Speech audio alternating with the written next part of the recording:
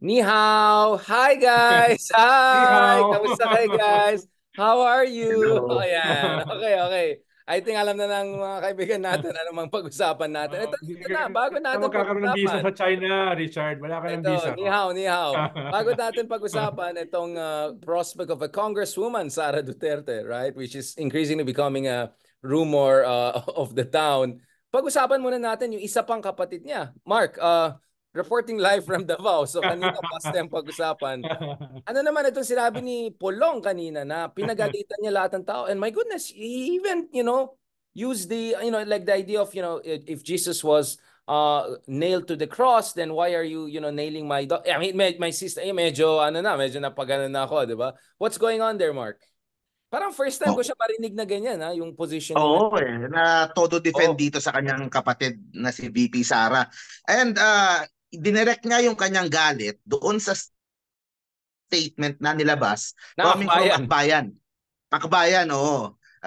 Yung sa head ng Akbayan na who called out VP Sara na bakit tahimik, yung kay Kibuloy, ang bilis mag-defend pag dito sa mga West Philippine Sea, sa mga binomban ng water cannon, tahimik siya.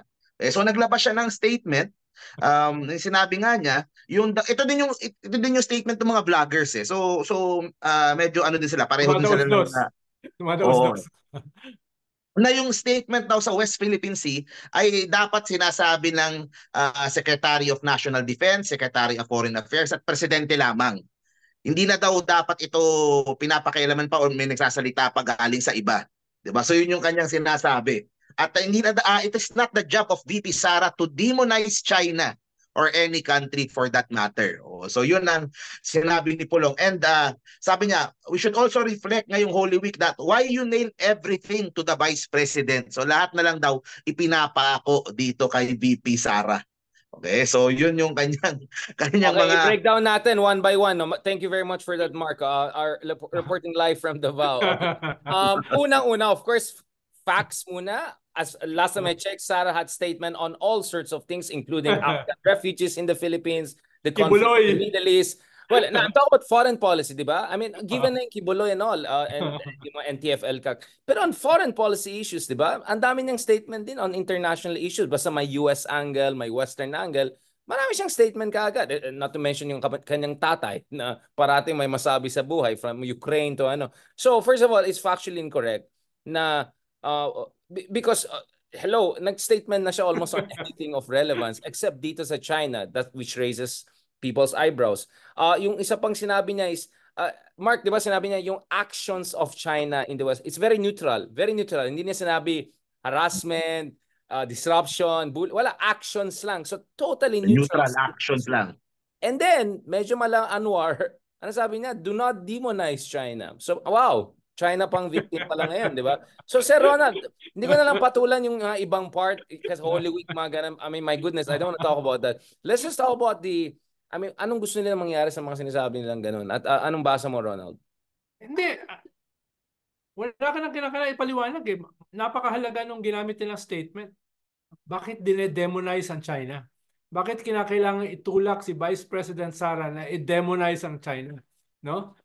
That was so pregnant with meaning eh, di ba? Malinaw yung kanilang posisyon vis-a-vis China, vis-a-vis West Philippine Sea, vis-a-vis Chinese aggression, vis-a-vis water cannon dun sa ating wooden small supply vessel, etc. etc. No? Yun, parang ang nangyari kay Pulong, in-expose niya yung kanyang sarili. No? Dun sa salitang demonize. No? Demonize. No? Parang victim pa ang China, di ba? Oo, Very oo. neutral term dun sa actions. Kawawa naman ang China. Kawawa naman ang Mm. China, Sila pang no? victim ngayon. Sila pang victim. Sila Oo. pang... Bakit natin sila laging pinipinta ng masama? No, Mm-mm. lagi natin silang ginagawang kontrabida. No, Oo. lagi natin silang pinipinta na aggressor, etc., etc. So, baka kailangan kausapin ni Sarah si Pulong na brother, pwede ba next time wag mo na ako depensahan? Napapahamak ako eh. Pero parang similar yung press team nila, yung pagsusulat, yung medyo yung grammatical structure, nice, di ba? Medyo parang, paras lang yata yung mga nagsusulat ng mga press releases nila.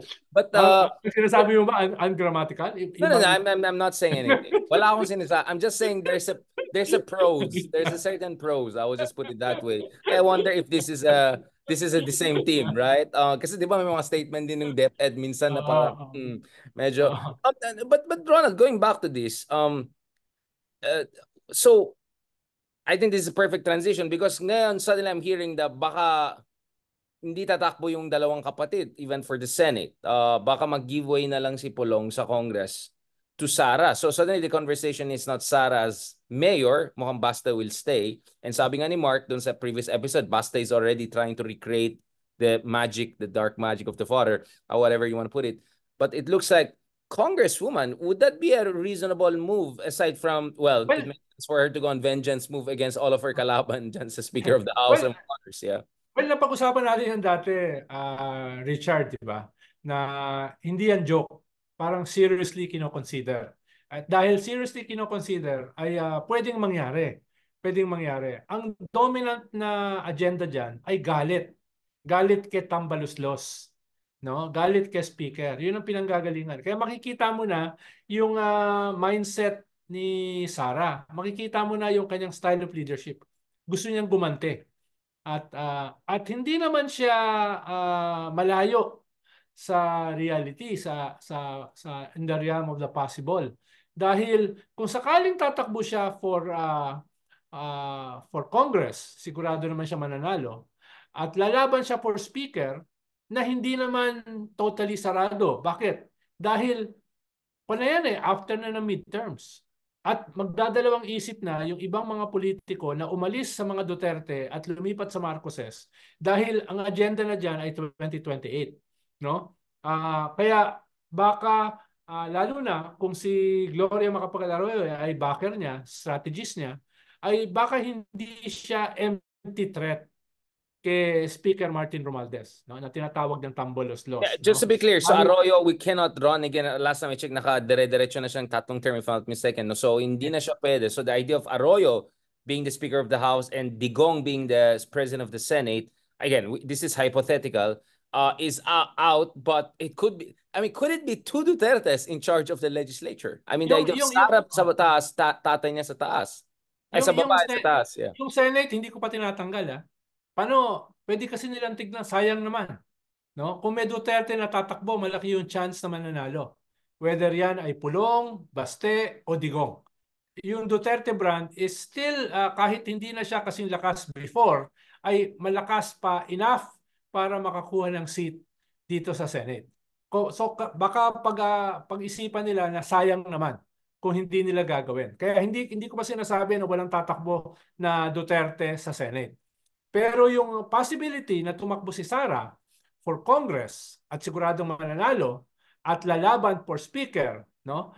Kumpara kay Speaker kay Gloria Macapagal-Arroyo ay baka sa kanilang calculation ay baka merong in the realm of the possible.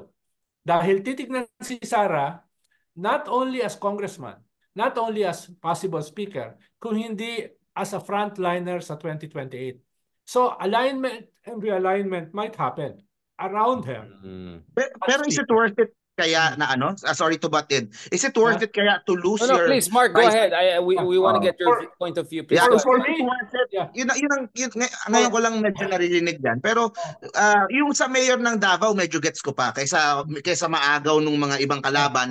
Pero as a congresswoman, is it worth it losing your position as vice president na kapag merong kudeta, ikaw yung aangat doon kay BBM? For a congresswoman, para balikan si Speaker Martin at yung numbers sobrang laki. Yeah. The number of congressmen that you have to win. Yes. Sa akin, Mark, it's not worth it. Sa akin, Mark, it's crazy. No? Bababa ka, a heartbeat away ka from the presidency, tapos magko-congress ka, hindi ka sigurado, no, na mananalo ka as speaker. Dahil kahit post-midterm na yan, malapit-lapit pa Malapit-lapit pa sa midterm. Siguro kung yan tatlong budget pa yan. Kung yan ay 1 year before 2028, baka. no? Baka, Pero baka. 3 years before pa yan eh. Kaya kung ako tatanungin mo, it's not worth it, no? It's very crazy, no? Risky masyado, no? Yeah, Sinasabi ko medyo. lang, Mark, parang may nagseseryoso, no? Hmm. At ang It's in the conversation. parang at pinanggagalingan ay galit. No? Ang Hmm. pinagalingan ay galit, no? Mukhang yun yung personality ni Vice President Sara, eh. No? Yun yung isa sa kanyang motivasyon, eh. No? Kumbaga kung si Vengeance Bongbong, mode. Oo. kumbaga si Bongbong ay conflict averse, no? Ito Ito medyo naman, warmonger. gustong gumante. Yun yung kabaliktaran niya. Pero I agree, it's not Parang worth it. It's not Ikaw, worth Mark, it. how do you see it? I mean, It's if even Ronald crazy. was arguing that they're in desperate mode anyway, kung yun yung basa niya, doesn't it make logical sense? If you're in a desperate mode, maybe you want to go for gold or go for broke, right? Which is, patakbo na mo yung isa sa Senate, go for presidency, patakbo yung isa sa Congress, go for speaker, and then hope na you capture legislature and then work something from there na hindi mo Lalo na kung papasok, Yung sa- lalo na kung matutuloy ang ICC this year. Exactly. I mean, that's the point. Exactly. If the confrontation is coming, meet it head on, di ba? Make it Unahin ready mo na. So, medyo go for broke na dapat, di ba? In a way, it makes sense. There's a method to that madness na let's go for broke. Kasi, alangan hintayin mo pa the walls will close in on you completely, di ba? Na better go for it. And, I mean, let's be honest, Ron, I think she's shoe in for Congress, and any Duterte is just a question of whether mag top 5 sila or hindi, di ba? Sa Senate. Now, hindi sure kung mag-speaker ka and Senate President, but it's not totally improbable, right? So, maybe you go for broke. Makes sense for them. Which raises Pero yun nga, yung what you risk. Kumbaga, for this risky move, kung chess ito, gagawa ka ng risky move na maliit yung odds, pero you sacrifice your queen. 'Di ba? Kasi nandun ka na eh. Kung merong kudeta, kung merong if something happens, 'di ba? Wala na silang problema lahat. Yung sa Senate, yun ang talagang very yun ang pinaka possible talaga na kaya nilang may chance na they could maraming maipasok sa loob Senate presidency. They might try to go after it and they will cause a lot of damage if they do that, 'di ba? Magpapasok sila dalawang Duterte diyan, magpapasok sila. Pero sa Congress, I don't see anong klaseng damage yung magagawa ng isang congresswoman even if you are Sara Duterte. Diba? Si Pulong nga ngayon is in Congress, wala namang magawa din. Diba? He is helpless against 200 other congressmen na hindi mo naman maano kasi they have their own territories, diba? Hindi mo din naman mautusan, hindi na to katulad ng panahon ng tatay nila na pwede nilang gawin lahat ng gusto nila. Pero yung sa Congress, pero I'm thinking din, I think they will start to throw in party list na sa kanila. Yun ang pinag-uusapan namin sa vlogs. Talaga favorite mo ng party list talaga. I was saying party list na naman may mention mo. Oo, hindi yun ang in fact napapag-usapan namin baka nga si Banat Bay. Why not? Paano kung i-endorse siya ni Duterte? May followers yun, no? Meron na silang party list na nakaano. Successful siya kay mo. The thing is hindi sila masyadong what if Duterte said no ito yung party list ni Banat Bay iboto nyo lahat. The effect on that sa DDS he only needs 300,000 votes. Meron na silang party list na yung Mocha nga may isang chance pa to win. So kasi ang problema yung mga congressman nila ngayon na nandun, even the Duterte youth, even yung mga congressman sa Davao, they're not brave enough na makipagsagutan sa colleagues nila sa Congress eh. Kasi they need mga maiingay. 'Di ba? They need mga maiingay na congressman na manggugulo. Parang Makabayan Black pero DDS. Na 'di ba lahat guguluhin lahat. DDS Black. Lahat ng hearing maawayan, papatagalin. Wala eh. Kasi you have Duterte youth na wala din, tahimik din. They voted for SMNI, yun lang. Pero the rest tahimik eh. Even their own congressman from Davao City hindi makaporma, hindi makapalag. So ang kailangan nila na magpasok sa Congress ng mga maiingay, yung pwedeng manggulo, pwedeng kumbaga kahit na wag mo na akong bigyan ng budget, basta manggugulo lang ako dito. Di ba? Parang ganun kasi. Oh, they need champions there. But I completely little Dutertes. Yeah, I completely agree also, Mark, na yung sinasabi mo na madadilute yung power mo kasi you're just one of 300, right? While there's only one kahit Sara Duterte pa yan, wala ka masyadong magagawa eh. So give it to your other kasi yung mawawala sa iyo masyadong, if Sara Duterte wasn't vice president, that would be a good idea. Kaso yung mawawala sa yung pwesto, nandun na, nakaumang ka na eh. Marcos would just give it to someone na kaalyado niya and, di ba, strengthen their hold on power. So to end this episode before we go to the next, it's a natural we should discuss the West Philippine Sea because a lot of pressure is being put on them. And we have to talk about Harry Roque, of course. You know, man of the hour, gentleman's gentleman. Okay, pag-usapan natin yan. But okay, Ronald, let's do a wild guess. What's your guess? Will Sara run for any position next year? And also ikaw, Mark, and why? If yes or no, whatever. Yeah, whatever. Pag nahimasmasan sila, no? Pag nahimasmasan sila, pag nakausap nila si Sara at ma-dose nila ng cold water yung kanyang galit kay Speaker, kay Tambaluslos, yung magiging calculation nila ay to stay as Vice President. No? To use the Vice Presidency to help yung kanyang mga kaalyado. Huwag natin kalimutan, kahit nawala yung kanyang hundreds of millions in intelligence at saka confidential fund, no? Yung DepEd is still the richest department sa lahat ng departamento ng gobyerno, no? Yan pa rin yung pinakamalaki ang budget. Kaya gusto mo mawala yan, no? Gusto mo kahit papaano may pondo rin yung Vice Presidency. Gusto mo mawala yan for a fight na hindi ka sigurado, lalo na this early, even if it is after the midterm. Tingin ko yung mga advisor niya ay siguro baka later on pinapabayaan muna siya dahil galit. Mahirap pigilan ng isang Duterte pag galit. Pero eventually ay sabi ko nga pag nahimasmasan na baka bumalik na sila sa kwan, no? Dun sa So you're saying, Ronald, they will be in a better position to hold the fort if VP siya, especially should the ICC case come, di ba? Yes. Halimbawa, kung pagpalagay na mag-succeed na kunin si Digong at saka si Bato, pwede nilang i-spin yan for sympathy with the Vice President. No? Pwede nilang gawin yan na i-ganon nila. No? At dahil Vice President na siya, no?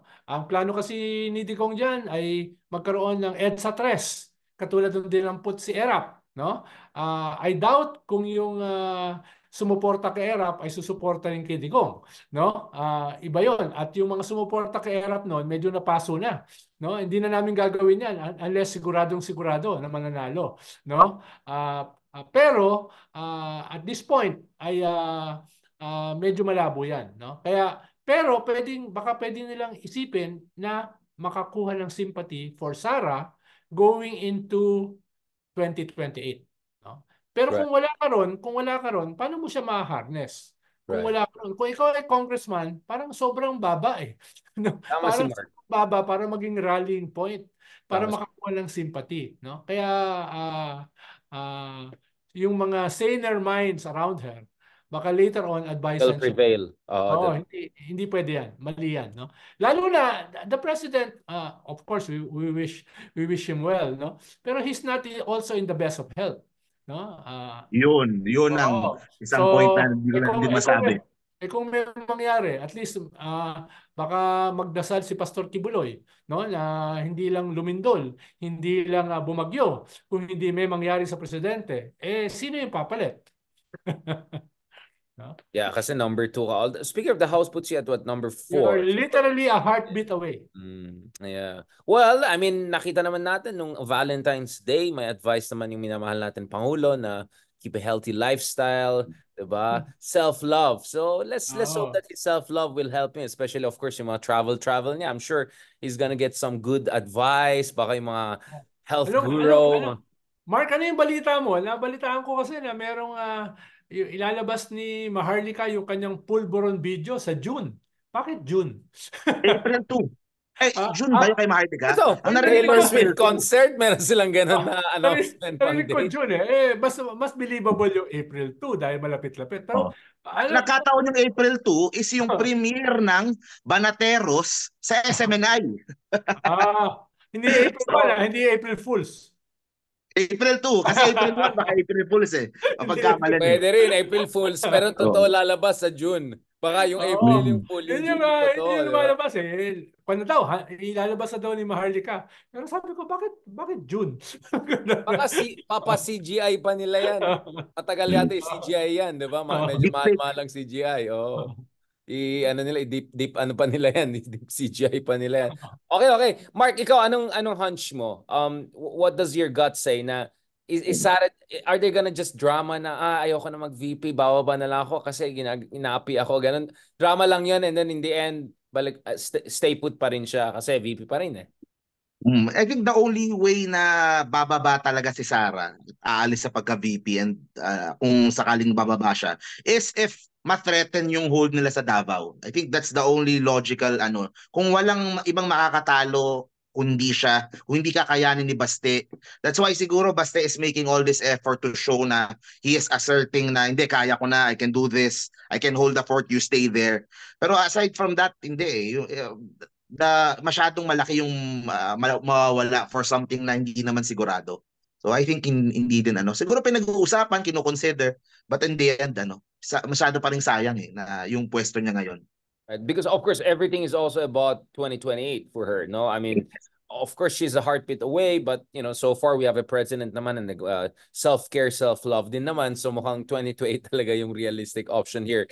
Okay. I think that perfectly sets the tone because there's no way for us to talk about the Duterte family and all without talking about the best spokesman ever that the Dutertes had. At hindi yan si Salvador Panelo. Alright? Ito po ay isang tao na kilalang-kilala ni Mark Gamboa. Pag-usapan natin ang gentleman's agreement sa West Philippine Sea. What's so gentleman about it? What's so gentle and what's so manly about it? Pag-usapan natin yan. Salamat guys.